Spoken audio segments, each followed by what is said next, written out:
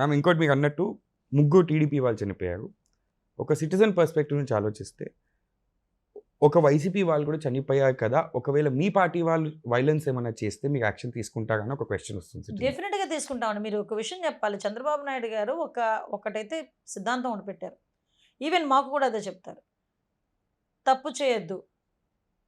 ఎవరినైనా నిజంగా తప్పు చేసిన వాళ్ళు ఎవరైనా ఉన్నారంటే మనం చట్టాన్ని మన చేతుల్లోకి తీసుకోవద్దు.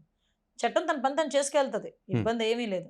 అలాగని మీరు ఎళ్లి దాన్ని చట్టాన్ని చేతుల్లోకి తీసుకొని అవతల వాడిని ఇబ్బంది పెడతాము, అవతల వాడిని కొడతాము, తిడతాము, చంపుతాము అంటే గనక ఏ గవర్నమెంట్ ఒప్పుకోదు. అందులోని చంద్రబాబు నాయుడు గారు ఉన్న గవర్నమెంట్ అసలు ఒప్పుకోదు. అదే విషయాన్ని మీరు అసెంబ్లీలో లా అండ్ ఆర్డర్ విషయంలో వైట్ పేపర్ రిలీజ్ చేసిన రోజు కూడా చంద్రబాబు నాయుడు గారు, పవన్ కళ్యాణ్ గారు కూడా చాలా క్లియర్‌గా ఈ విషయం గురించి చెప్పారు.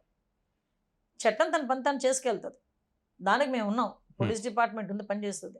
మీరెవరు కూడా చట్టాన్ని చేతిలోకి తీసుకోవద్దు. అది విషయం కూడా చాలా మందికి అది అర్థం కానిదేంటంటే, చంద్రబాబు నాయుడు గారు ఏంటి ఇలా అంటున్నారంటే కొంతమంది మాట్లాడొచ్చు. కానీ లైఫ్ స్పాయిల్ అవుతది కదా! ఒక కార్యకర్త లైఫ్ అయినా స్పాయిల్ అవుతది కదా అక్కడ. హ్మ్. సో, ఆయన కార్యకర్త పర్సెప్షన్‌లో మాట్లాడుతుంటారు. అలాగని అక్కడ వర్క్ జరగకుండా ఆగదు. జరుగుతది. సో, మనందరినీ కూడా ఎవరైనా తప్పు చేస్తే ఎవరినైనా శిక్షించమంటారండి. ఆ విషయంలో చంద్రబాబు నాయుడు గారు చాలా క్లియర్‌గా ఉన్నారు. క్లారిటీగా ఉన్నారు. తప్పు చేయొద్దు. చేస్తే ఎవరినైనా శిక్షిస్తా. అదొక్కటే అండి.